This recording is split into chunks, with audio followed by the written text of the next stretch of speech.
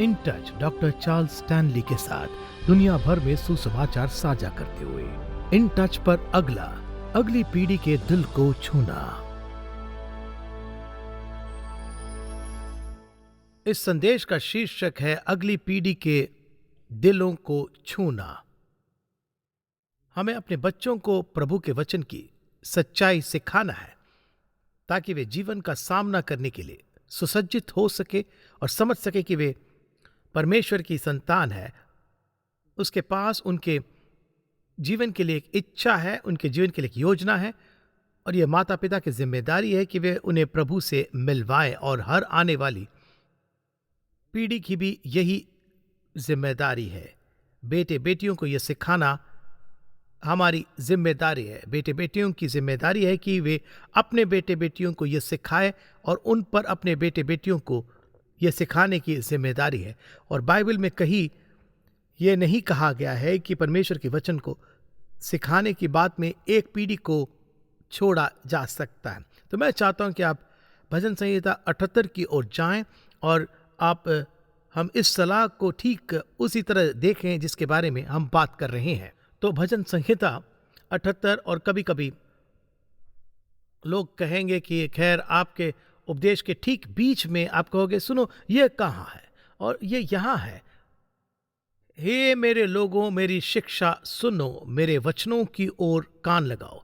ये ऐसा है, हे मेरे लोगों मेरी शिक्षा सुनो, मेरे वचनों की ओर कान लगाओ। यानी ध्यान से सुने। वह जो कहने जा रहे हैं ये बहुत महत्वपूर्ण है। मैं अपना मुंह नीति वचन कहने के लिए खोलूंगा और मैं प्राचीन काल की गुप्त बातें कहूंगा।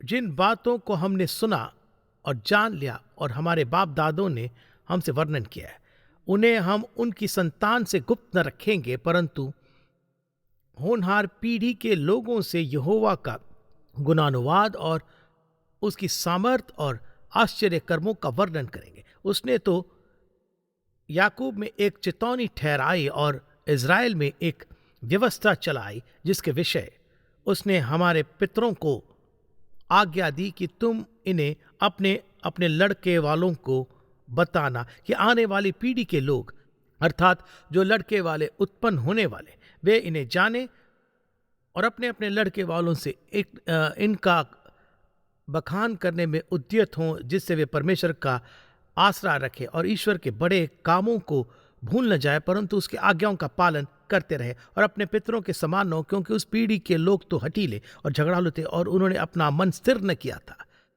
और न कि उनकी आत्मा ईश्वर की और सच्ची रही। यह स्पष्ट आदेश है। याद रखिए, जब भजन संहिता का लेखक ये लिख रहा था तब उनके पास आपकी और मेरी जैसी बाइबल नहीं थी, और तो एक दूसरे को बताना, दूसरे के साथ साझा करना ही एकमात्र तरीका था जिससे प्रभु के वचन को फैलाया जा सकता था। जब आप व्यवस्था विवरण के माध्यम से उत्पत्ति को देखते हैं तो मूसा ने हमें सर्वशक्तिमान प्रभु से प्रेरित अद्भुत जानकारी दी है। और यह याद रखें, उन्हें यह अपने बच्चों को बताना था और उन बच्चों को अपने बच्चों को यह बताना था और ऐसे सौंपते जाना था। याद कीजिए इसे कैसे सौंपा जाना था। वे उन्हें बाइबल नहीं देते, वे क्या करते, वे बस उन्हें बताते, इस बारे में बहुत स्पष्ट होते थे और वे जो कहते हैं उसके बारे में बहुत ही सटीक होते थे। तो उनके पास जो कुछ था वो परमेश्वर ने उनसे जो कुछ कहा था वही था। कोई कहेगा खैर वे बहुत सारी गलतियां कर सकते थे, वे कर सकते थे, लेकिन याद रखिए मार्गदर्शन कौन कर रहा था?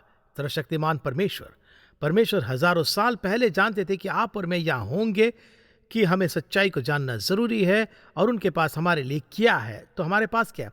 हमारे पास यह अद्भुत और अविश्वसनीय और शाश्वत पुस्तक है जिसे परमेश्वर का वचन, पवित्र बाइबल कहा जाता है।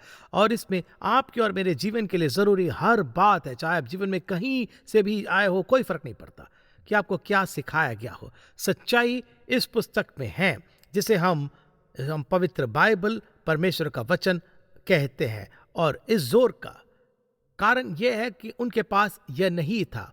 माता पिता अपने बच्चों को बताते थे, उन्हें निर्देश देते, उनका मार्गदर्शन करते, और उन बच्चों को वे जानते थे कि उन्हें भी यह करना था। वे जानते थे कि अगर सच्चाई को साझा करना है तो ऐसा ही करना होगा। तो जब हम अगली पीढ़ी के दिलों को छूने की आज्ञा के बारे में बात करते हैं तो बस यही कहना चाहता हूं कि परमेश्वर के वचन की सच्चाई को निर्देश और उदाहरण द्वारा सिखाना, और जिसके परिणाम स्वरूप पवित्र आत्मा की शक्ति में परमेश्वर के सामने आज्ञाकारी चलने की इच्छा होती है, हम उसी की बात कर रहे हैं। तो यदि आप सुनिश्चित नहीं है तो आप इसे लिख लें, निर्देश और उदाहरण द्वारा सिखाएं। चाहे आप निर्देश द्वारा सिखाएं या नहीं, आप उदाहरण के द्वारा सिखाएंगे जरूर, यह जरूर होगा। परमेश्वर के वचन की सच्चाई जो पवित्र आत्मा की शक्ति में परमेश्वर के सामने आज्ञाकारी रूप से चलने की इच्छा में होती है, और यह तभी होगा जब आप जो कहते हैं, जो करते हैं, वो एक समान हो। तो हमें अगली पीढ़ी को परमेश्वर का वचन सिखाना जरूर है। पुराने नियम के उन दिनों में, उन शुरुआती दिनों में उनकी व्यक्तिगत गवाही इस बारे में थी कि परमेश्वर कौन है और उसने उनके जीवन में क्या किया।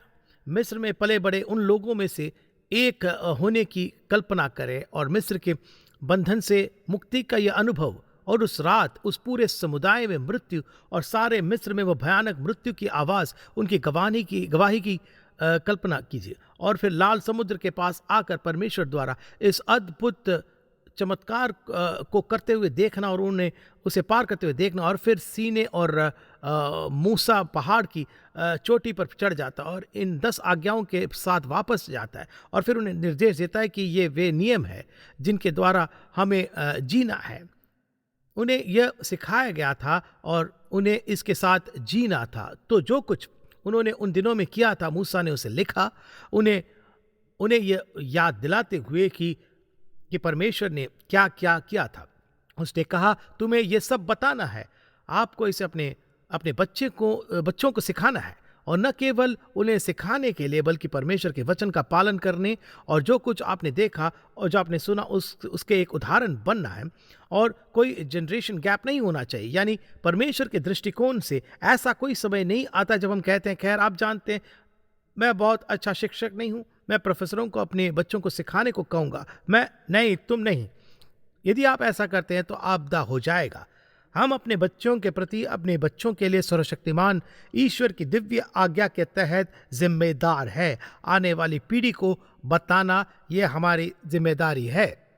वे मेरे बेटे बेटियां, आपके बेटे बेटियां जो अपने बेटे बेटियों का शिक्षा देंगे, जो उनके बेटे बेटियों का परमेश्वर के वचन की सच्चाई सिखाएंगे। इसका मतलब यह नहीं है कि आप शुरू करें और उन्हें प्रभु के वचन की रूपरेखा दें और सब कुछ समझाने का प्रयास करें, लेकिन यदि आप प्रभु के अनुग्रह से उद्धार पाएं तो आप जानते हैं कि उद्धार क्या है। और जैसा कि आपने प्रभु के वचन को पढ़ा है और प्रभु ने आपके जीवन में कार्य किया और आपने देखा है कि प्रभु ने आपके जीवन में कुछ अद्भुत काम किए, यहाँ के सभी लोग और सुनने वाले प्रत्येक व्यक्ति, बहुत सारे लोग, आपके पास इस बात की गवाही है कि प्रभु ने कैसे आपको उद्धार दिया, उसने आपको कैसे रखा है, आपके लिए कैसे प्रदान किया, कैसे उसने आपको ऊपर उठाया, आपको सुरक्षित रखा। आप जीवन में हर तरह की कठिनाई, मुश्किलें, दर्द और दुखों से गुजरे और फिर भी आप प्रभु की कृपा में हमेशा के लिए सुरक्षित है। आपके पास एक संदेश है, आपके पास एक गवाही है, परमेश्वर के वचन की सच्चाई पर आधारित आपके पास बताने के लिए एक कहानी है। और शास्त्र ये कहता है कि आप अपने बच्चों को ये बताने के लिए, इसे अपने बच्चों को सिखाने के लिए जिम्मेदार है।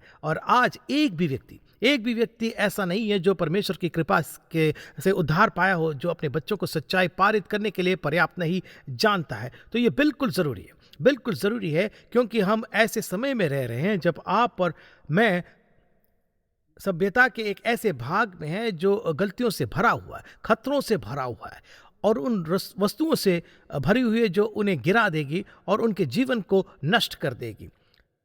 चीज़ें जो प्रभु ने हमें आविष्कार के रूप में दी है, और जो कुछ भी वो हो, मैं टेलीविज़न और आईफोन और बाकी सभी चीज़ों के बारे में सोचता हूँ जिनका उपयोग सुसमाचार को साझा करने के लिए किया जाता है। लेकिन देखिए, कई बार हम कैसे चुनते हैं, हमारे पास सिखाने के कई तरीके हैं, लेकिन माता पिता, दादा दादी, परदादा के रूप में हमारी जिम्मेदारी है कि हम अपने बच्चों को पहले अपने जीवन से सिखाएं और फिर हमने जो सीखा है उसके द्वारा सिखाएं।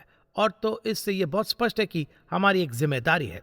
और तो मूसा ने बार बार कहा, आपको उन्हें अपने बच्चों को सिखाना है, लापरवाही से नहीं, लगन से। तो मैं आपसे एक सवाल पूछता हूँ, आप आखिरी बार कब अपने बेटे बेटियों के साथ बैठे थे और बोले कि मैं आपसे पूछना चाहता हूँ, आप अपने मसीही जीवन में कहाँ हैं? आप वास्तव में क्या विश्वास करते हैं? क्या आप डरते हैं कि वे कुछ ऐसा लेकर आएंगे जिसका आप जवाब नहीं दे सकते?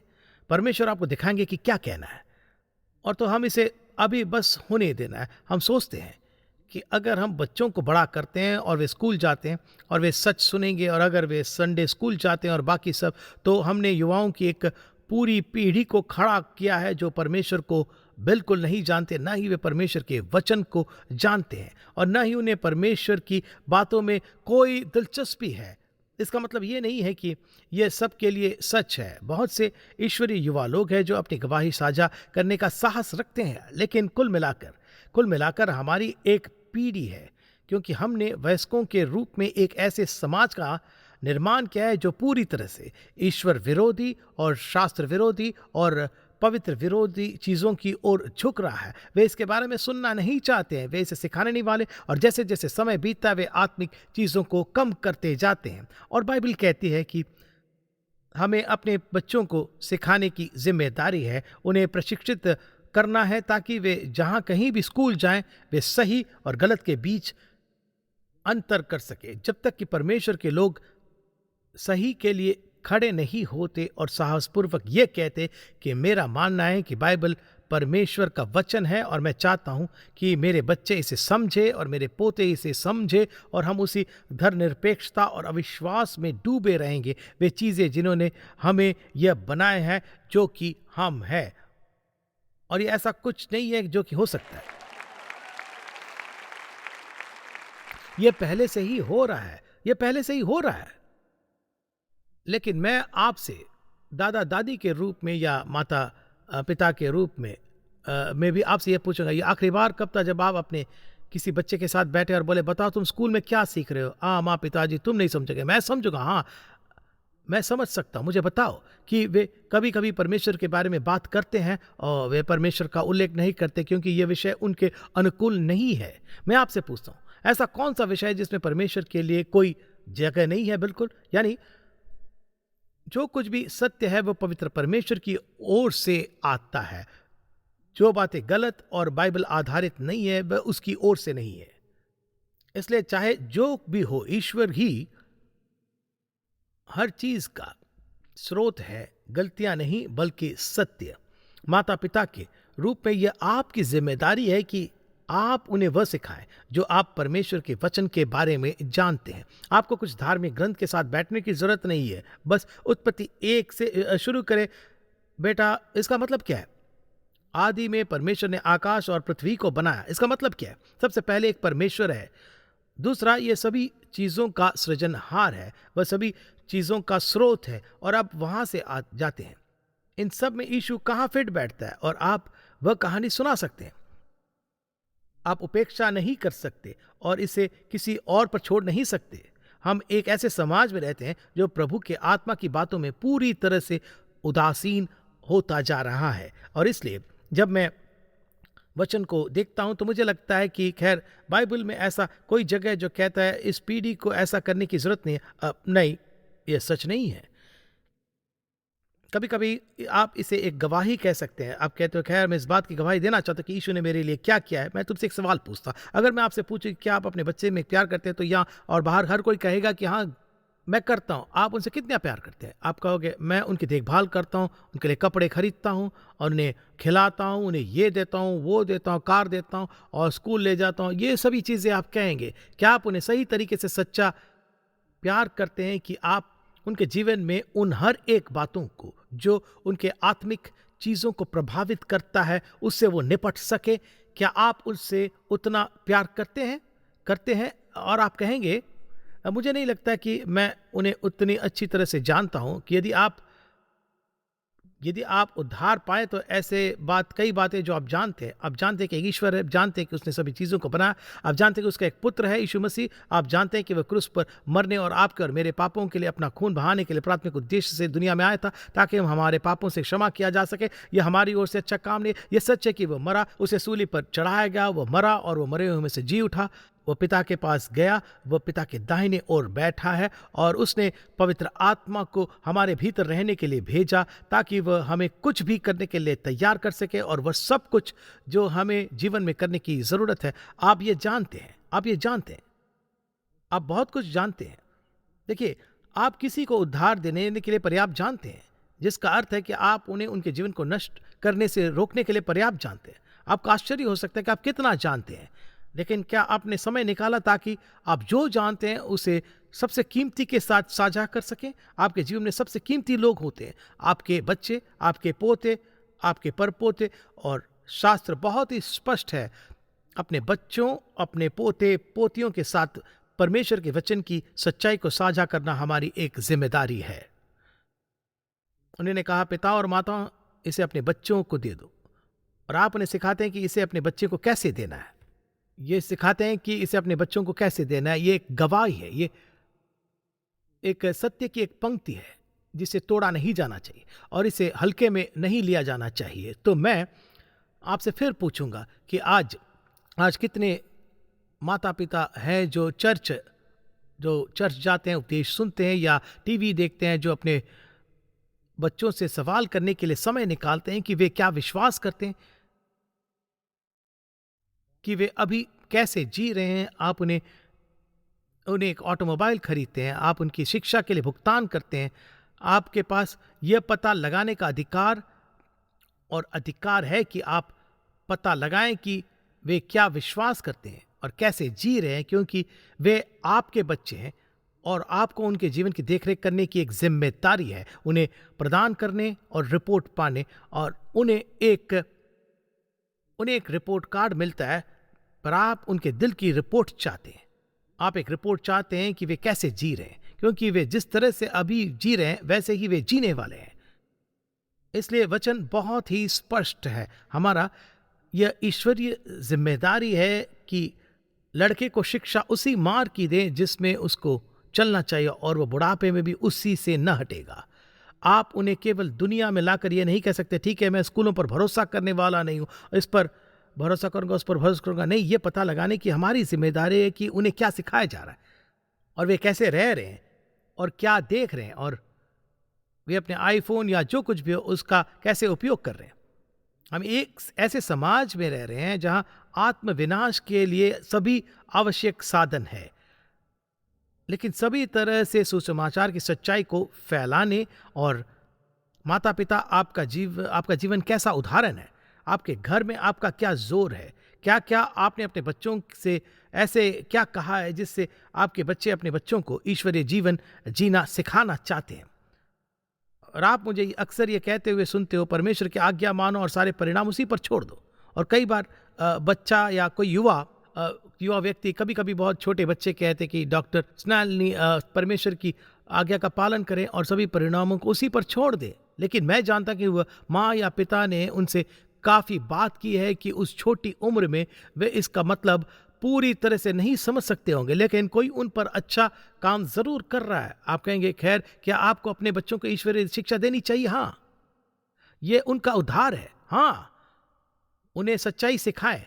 काश दुनिया का हर बच्चा ऐसा कहे, परमेश्वर की आज्ञा का पालन करे और सभी परिणामों को उसी पर छोड़ दे। उन्हें हम उनकी संतान से गुप्त न रखेंगे, परंतु होनहार पीढ़ी के लोगों से यहोवा का गुणानुवाद और उसकी सामर्थ और आश्चर्य कर्मों का वर्णन करेंगे। हमारी एक ईश्वरीय जिम्मेदारी है कि हम इसे कहें और प्रभु के वचन की सच्चाई को कहें और साझा करें। आप कहोगे, मुझे नहीं पता है कि मैं सब समझ पाऊंगा। मैंने भी नहीं समझा, लेकिन आपको पता है पवित्र आत्मा के बारे में परमेश्वर की प्रतिज्ञा है कि उद्धार पाए प्रत्येक व्यक्ति के हृदय में वह रहता है, अविश्वासी से आपके पापों के बारे में बात करने के लिए तैयार है और आपको ये दिखाने के लिए तैयार है कि आपके पापों की क्षमा कैसे की जाए। लेकिन अब जब आप एक विश्वासी बन गए तो वो आपको दिखा गया कि क्या पढ़ना और कहाँ पढ़ना है। जब मैं छोटा था, मैं किसी चीज़ से गुजर रहा था और मुझे नहीं पता था कि मुझे क्या करना, और मैं इस बाइबल के बारे में सोच रहा था। यह आश्चर्यजनक कि कितनी बार परमेश्वर मुझे सीधे वचन पर ले जाते हैं। यह ऐसा है जैसे परमेश्वर ने कहा, चार्ल्स मैं तुमसे ये कह रहा हूं, आपको ऐसा नहीं करना। लेकिन कुछ बार क्या होता है, ये आपके जीवन में एक आदत बन जाती है। आप प्रभु के वचन को पढ़ना चाहते, जानना चाहते कि वो क्या कह रहा है, आपको एक निर्णय लेना है।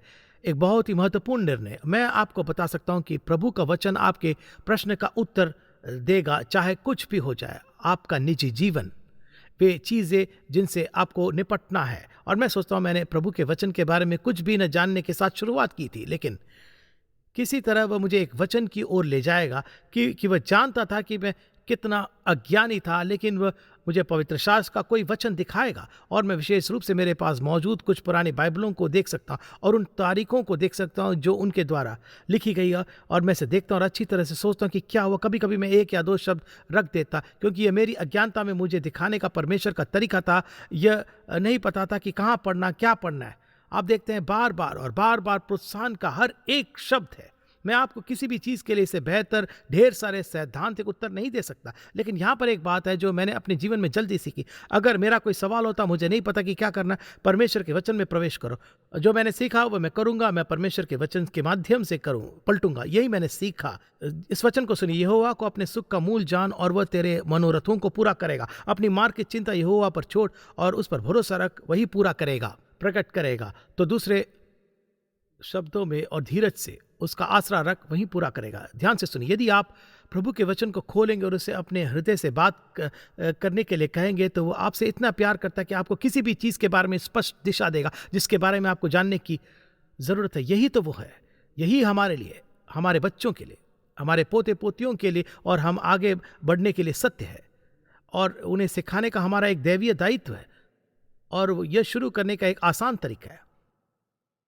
और जब मैं वर्षों पीछे मुड़कर देखता हूं तो महसूस करता हूं, मैंने सबसे ज्यादा कहाँ सीखा? सेमिनारी में नहीं, सबसे ज्यादा कठिनाई में और क्लेशों में, दर्द में और परेशानियों में, हानि में से गुजरते हुए सीखा। आप इसे नाम बोल सकते हैं, परमेश्वर के वचन की ओर मुड़ते हुए, उससे जो कहना था उसे सुनना, उसे बार बार उस माध्यम से मुझे लाते हुए देखा। और क्या किया? मेरे विश्वास को दृढ़ किया। कोई बात नहीं, प्रभु के इन सभी वर्षों में प्रार्थना का उत्तर देना। कई बार मैंने उस पर शक किया, मुझे नहीं पता था कि क्या करना है। प्रभु मैं आगे क्या करूं? मैंने कभी भी ऐसी किसी भी चीज़ का सामना नहीं किया जिससे मैं प्रभु के वचन के पास नहीं आ सका और प्रोत्साहन का शब्द नहीं ढूंढ पा, किसी तरह प्रभु के वचन के लिए दिशा का एक शब्द। अब मैं मूर्ख होता और मैं अत्यंत स्वार्थी हो जाता और अधर्मी होने की हद तक, अगर मैंने दूसरे लोगों से साझा नहीं किया जिसे उसने मुझे सिखाया है।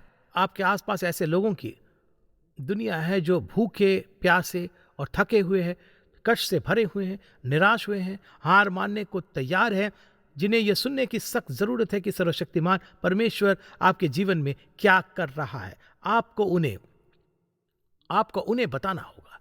आप मुझे उन्हें न बताने का एक भी कारण नहीं दे सकते। अपने परिवार से शुरू करें। जो लोग आपके दोस्त हैं, जिन लोगों के साथ आप काम करते हैं, वे लोग जो अजनबी है, जिन्हें परमेश्वर आपके जीवन में लाता है, जो वास्तव में कुछ खोज रहे हैं, कुछ ढूंढ रहे हैं। हम ईश्वरीय दायित्व के अधीन हैं। पहले अपने बच्चों के साथ, हमारे पोते और वे सभी जिन्हें परमेश्वर यीशु मसीह के नाम पर प्रभु के वचन की सच्चाई को साझा करने के लिए हमारे मार्ग में रखता है। आमीन।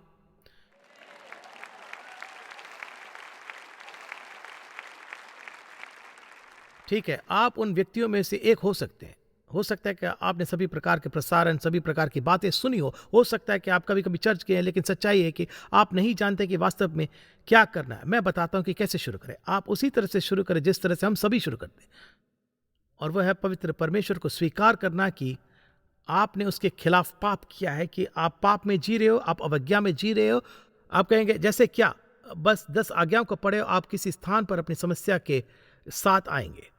उससे आपको क्षमा करने के लिए कहना, इसलिए नहीं कि आप इसके लायक है, आप कभी लायक नहीं हो सकते। आपको क्षमा करने के लिए कहना क्योंकि उसने आपको क्षमा करने का वचन दिया। अगर आप अंगीकार करोगे, इस शब्द को देखिए, अगर आप अपने पापों को अंगीकार करते तो वह विश्वास योग्य और उस आपके पापों से क्षमा करने और आपके सभी अधर्म से शुद्ध करने को योग्य है। अंगीकार करना केवल किसी को बताना ही, वह आपके हृदय को खोलना है, आपके हृदय को परमेश्वर को समर्पित करना है और पश्चाताप से ग्रहण करना है। सुनिए, सच्चा पश्चाताप विशुद्ध पश्चाताप के बाद आता है। मैं चाहता हूं कि प्रभु मुझे मुड़ाए, दूसरी दिशा में ले जाए और आपसे आपके पापों को क्षमा करने के लिए कहे। आपको क्षमा करना इस आधार पर नहीं कि आप बेहतर करेंगे और आप योग्य हैं, इस आधार पर क्षमा करें कि उसने आपसे इतना प्रेम किया कि यीशु को, अपने इकलौते पुत्र को, हमें सच्चाई दिखाने के लिए दुनिया में भेज दिया, जीवन में परिवर्तन लाने के लिए क्रूस पर चढ़ गया, अपना लहू क्रूस पर बहाया, हमारे पापों के कर्ज को पूरा चुकाया और हमारे लिए यह संभव बनाता है कि हम सीधे परमेश्वर के पास आकर उससे पूछे कि यीशु ने क्या किया, हमें हमारे पापों को क्षमा करने और हमें जीवन में एक नई शुरुआत देने के लिए। इससे कोई फर्क नहीं पड़ता है कि आप कौन है और आप कहां पर है, वो आपको आपके पापों के लिए क्षमा करेगा, आपकी जिंदगी बदल देगा। यदि आप अपना जीवन उसे समर्पित करने के इच्छुक है तो वह आपको हमेशा के लिए परमेश्वर की संतान के रूप में अनंत सुरक्षा की समझ देगा। और यही मेरी आपसे प्रार्थना है, जो कुछ भी आवश्यक हो, अवसर मिलने पर परमेश्वर के साथ ठीक हो जाओ। और पिता, हम आपके वचन की सच्चाई के लिए धन्यवाद करते हैं। प्रभु परमेश्वर, हम आपसे बचाने के लिए नहीं कह रहे क्योंकि हम किसी भी चीज के लायक हैं, हम दया मांग रहे हैं। मैं प्रार्थना करता हूं कि पवित्र आत्मा इस सत्य को इतने गहराई तक डुबोए और फिर भी इसे पृष्ठ पर रखे कि हम इसके बारे में सोचते हैं और फिर हम इसे अपने दिलों पर लागू करते हैं और अपने पूरे दिल से प्रार्थना करते हैं। आप हमारी मदद करेंगे और हमें सक्षम करेंगे जिस पीढ़ी में हम रहते हैं उस पीढ़ी में प्रभाव करने के लिए, और हम यीशु के नाम में यह मांगते हैं, आमीन। यदि आज के प्रोग्राम के द्वारा आपने आशीष पाई है तो कृपया लॉग कीजिए intouch.org पर। इन टच पूरे संसार में लोगों को परमेश्वर के साथ में बढ़ने वाले संबंध में बनाता है और लोकल चर्च को बल देता है। ये प्रोग्राम इन टच सेवकाई के द्वारा प्रस्तुत किया गया है। ये परमेश्वर के अनुग्रह से और आपकी प्रार्थना और भेंटों के द्वारा ही संभव हो सका है।